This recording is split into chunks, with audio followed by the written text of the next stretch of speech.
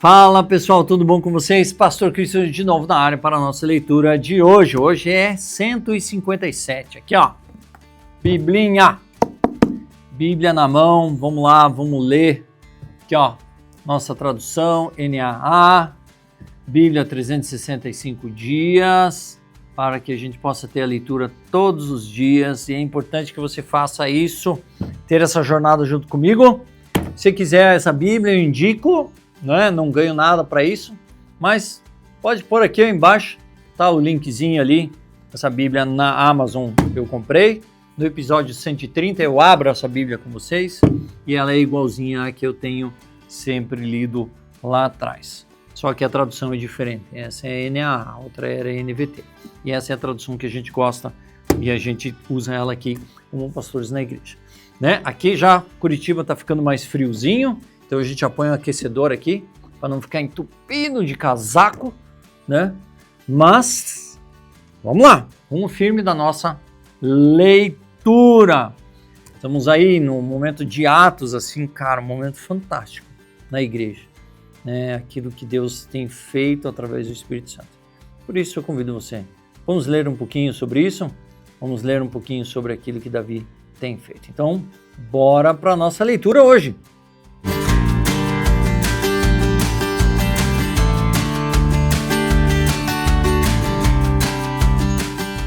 Legal, vamos lá.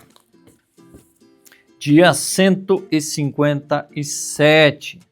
Terminamos Samuel, agora estamos entrando em Reis, primeira Reis. E agora a gente vai vendo vários reis, várias coisas acontecendo, E não boas. Israel não teve um rei que deu certo. E Judá teve alguns. Uns que terminaram bem, começaram mal, terminaram bem.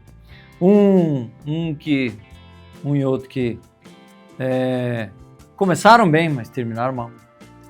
E um que, enquanto o profeta estava vivo junto com ele, ele estava bem, depois desandou. Mas é o povo é assim. E Deus sempre abre para que eles voltem. Então nós vamos ver algumas histórias ao longo dos próximos dias, próximas leituras, mas o que inspira é que nós também temos o Novo Testamento e nós vamos ver grandes coisas acontecendo através da vida dos apóstolos, e aí vamos ler as cartas de Paulo e assim por diante. Vai ser muito bom para nós. Então abriu lá, 1 Reis 1, 5, 6, a nossa leitura de 157. Amém? Abriu lá? Bora lá então.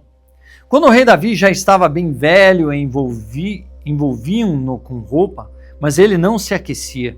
Então os seus servos lhe disseram que se procure para o rei, nosso senhor, uma jovem donzela que esteja diante do rei e que tenha cuidado dele, e durma nos seus braços para que o rei, nosso senhor, se aqueça. Então procuraram em todo o território de Israel uma jovem formosa. Acharam Abisag, sunamita, e a levaram ao rei. A jovem era muito bonita, cuidava do rei e o servia, mas o rei não teve relações com ela. Então Adonias, filho de Agite, se exaltou e disse: eu serei o rei.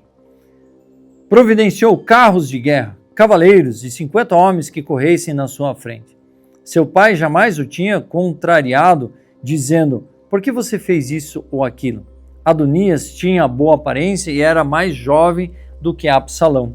Ele tinha feito um acordo com Joabe, filho de Jeruía, e com Abiatar, o sacerdote, que o seguiam e o apoiavam. Porém Zadok, o sacerdote, Benaia, filho de Joiada, Natã, o profeta, Simei, Rei e os valentes de Davi não apoiavam Adonias. Certo dia Adonias sacrificou ovelhas, bois e bezerros gordos junto à pedra de Zoelete, que estava perto de em Rogel. Convidou todos os seus irmãos, os filhos do rei e todos os homens de Judá que estavam a serviço do rei. Porém não convidou Natã, o profeta, nem Benaia, nem os valentes, nem Salomão, seu irmão. Então Natã disse a Batseba, mãe de Salomão: você não ouviu que Adonias, filho de Agite, se proclamou rei e que nosso senhor Davi não sabe de nada? Agora permita que eu lhe dê um conselho, para que você salve a sua vida e a vida do seu filho Salomão. Vá, apresente-se ao rei Davi e diga: ó rei, meu senhor, não é verdade que você jurou a esta sua serva, dizendo: o seu filho Salomão reinará depois de mim e ele se assentará no meu trono? Por que então Adonias se tornou rei? Eis que enquanto você ainda estiver falando com o rei, eu também entrarei depois de você e confirmarei as suas palavras. Assim Batseba entrou no quarto do rei para falar com ele. O rei já era bem velho e Abisaque, o sunamita, o servia. Batseba inclinou a cabeça e prostrou-se diante do rei e perguntou: o que você quer? Ela respondeu: meu senhor, você jurou a esta sua serva pelo Senhor, seu Deus, dizendo: o seu filho Salomão reinará depois de mim e ele se assentará no meu trono. Mas agora Adonias se proclamou rei, e você, ó rei, meu senhor, não sabe disso. Ele sacrificou bois, bezerros gordos e ovelhas em abundância. Convidou todos os filhos do rei, Abiatar, o sacerdote, e Joabe, comandante do exército, mas não convidou o seu servo Salomão. Porém, ó rei, meu senhor, todo Israel tem os olhos em você, para que o rei diga quem se assentará ao trono do rei, meu senhor, depois dele. Do contrário, sucederá que quando o rei, meu senhor, morrer, eu, meu filho Salomão, seremos tidos por culpados. Então Batseba ainda falava com o rei, eis que o profeta Natã entrou, e anunciaram isto ao rei, dizendo: o profeta Natã está aí. Ele se apresentou ao rei, prostrou-se com o rosto em terra diante dele. Natã perguntou: rei Davi, por acaso o senhor declarou dizendo: Adonias reinará depois de mim, e é ele quem se assentará no trono? Porque hoje ele foi sacrificar bois, bezerros, gordos e ovelhas em abundância. Convidou todos os filhos do rei, os chefes do exército e Abiatar, o sacerdote. E eis que estão comendo e bebendo com ele e gritando: viva o rei Adonias!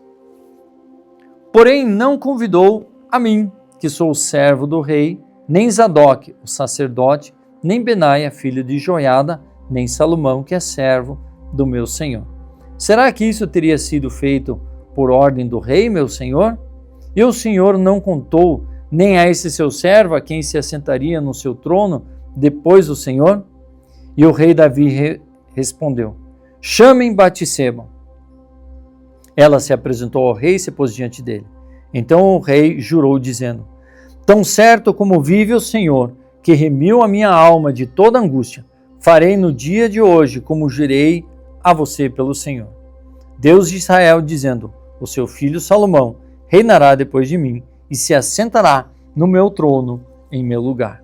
Então Batseba se inclinou, prostrou-se com o rosto em terra diante do rei e disse: que o rei Davi, meu senhor, viva para sempre. O rei disse: chamem Zadok, o sacerdote, Natã, o profeta, e Benaia, filho de Joiada. E eles se apresentaram ao rei. Então o rei disse: levem com vocês os meus servos, façam meu filho Salomão montar na minha mula e levem-no a Gion. Ali Zadok, o sacerdote, com Natã, o profeta, ungirão rei sobre Israel. Então toquem a trombeta e digam: vivam ao rei Salomão. Depois venham subindo com ele, e ele virá e se assentará no meu trono, pois é ele quem reinará em meu lugar. Porque ordenei que ele será chefe sobre Israel e sobre Judá. Então Benaia, filho de Joiada, respondeu ao rei: amém, que o Senhor, Deus do rei, meu senhor, confirme isto. Como o Senhor Deus tem estado com o rei, meu senhor, assim esteja com Salomão, e faça com que o trono dele seja maior do que o trono do rei Davi, meu senhor. Então Zadok, o sacerdote Natã, o profeta Benaia, filho de Joiada, e a guarda real fizeram Salomão montar na mula, que era do rei Davi, e o levaram a Giom. Zadok, o sacerdote, levou o chifre de azeite que estava no tabernáculo e ungiu Salomão. Tocaram a trombeta e todo o povo gritou: Viva o rei Salomão! Todo o povo vinha subindo atrás de Salomão, tocando flautas e gritando de alegria. O barulho era tanto que parecia que a terra estava se fendendo. Adonias e todos os convidados que estavam com ele ouviram isso. Quando acabaram de comer, também Joabe ouviu o som da trombeta e perguntou: O que significa esse alvoroço na cidade? Enquanto ele falava, eis que chegou Jonatas, filho de Abiatar, o sacerdote. Adonias disse a Jonatas: Entre aqui, porque você é um homem valente e deve estar trazendo boas notícias. Mas Jonatas respondeu a Adonias: Pelo contrário, nosso senhor, o rei Davi, proclamou Salomão como rei. E Davi enviou com ele Zadok, o sacerdote, Natã, o profeta, Benaia, filho de Joiada, e os da guarda real. E eles fizeram Salomão montar na mula que era do rei. Zadok, o sacerdote, o Natã, profeta, ungiram o rei em Giom. Eles voltaram de lá cheios de alegria e a cidade se alvoroçou. É esse o barulho que você ouviu. Também Salomão já está sentado no trono do reino. Além disso, os oficiais do rei foram cumprimentar Davi e disseram: Que o seu Deus faça com que o nome de Salomão seja mais célebre do que o seu nome, e faça com que o trono dele seja maior do que o seu trono. E o rei se inclinou sobre o leito. O rei também disse o seguinte: Bendito seja o Senhor, Deus de Israel, que deu hoje quem se assente no meio do trono, no meu trono, e permitiu que eu ouvisse com os meus próprios olhos. Então todos os convidados que estavam com Adonias começaram a tremer, se levantaram e foram embora, cada um pelo seu caminho. Porém Adonias, temendo Salomão, levantou-se, foi e pegou nas pontas do altar. Então alguém foi dizer a Salomão: Eis que Adonias, tendo medo do rei Salomão, porque pega nas pontas do altar, dizendo: Que o rei Salomão me jure hoje que não matará esse seu servo à espada. Salomão respondeu: Se for homem de bem, nenhum de seus cabelos cairá no chão, mas se fizer alguma maldade, morrerá. Então o rei Salomão enviou mensageiros e fizeram descer do altar. Adonias veio e se prostrou diante do rei Salomão, que lhe disse: Vá para a sua casa. Já tentou. Davi está ruim? Adonias falou: então eu vou ser rei. Beleza, vamos lá, vamos fazer. Sem a bênção do pai. Mas era propósito que Salomão fosse o rei seguinte de Davi. Atos 4, 37. Enquanto Pedro e João ainda falavam ao povo, se lembra do rapaz da Formosa, Porta da Formosa, o aleijado, que levantou-se, firmou os pés e com alegria estava junto com eles? Esse é o momento seguinte. Então Pedro e João ainda falavam ao povo, chegaram os sacerdotes, o capitão do templo e os saduceus, ressentidos porque os apóstolos estavam ensinando o povo e anunciando em Jesus a ressurreição dentre os mortos. Prenderam Pedro e João e os recolheram ao cárcere até o dia seguinte. Já começou a perseguição.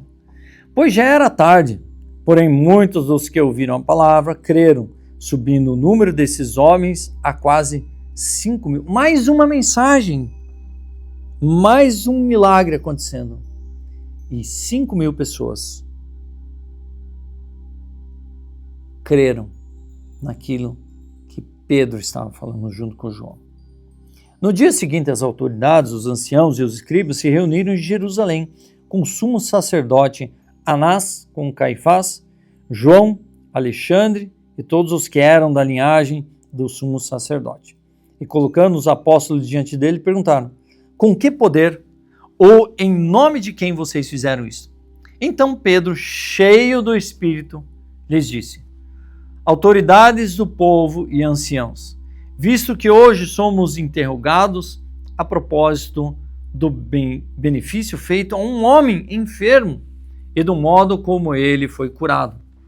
Saibam os senhores todos e todo o povo de Israel que em nome de Jesus Cristo, o Nazareno, a quem vocês crucificaram, a quem Deus o ressuscitou dentre os mortos, sim, em seu nome é que este está curado na presença de vocês.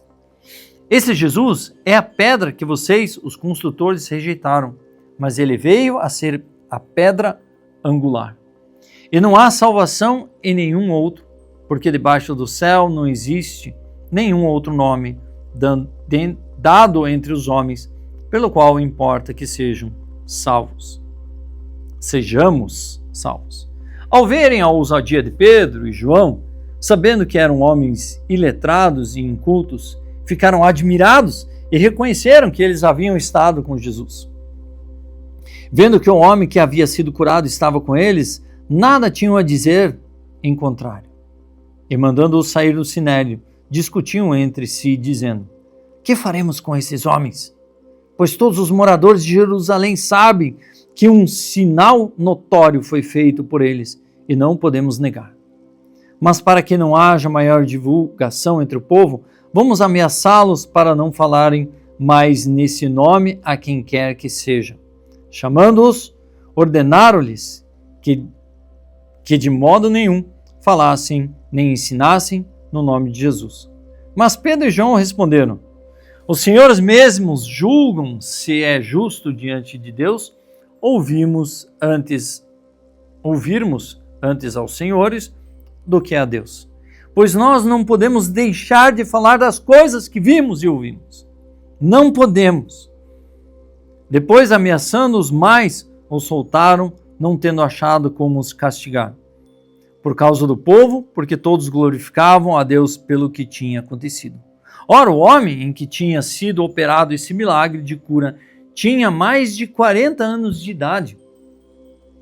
Uma vez solto, Pedro e João procuravam os irmãos. Eles contaram tudo o que os principais sacerdotes e os anciãos lhes tinham falado.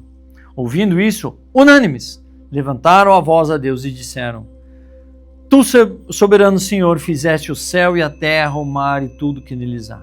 Disseste por meio do Espírito Santo por boca de Davi, nosso pai, teu servo, porque se enfureceram os gentios e os povos imaginaram coisas vãs.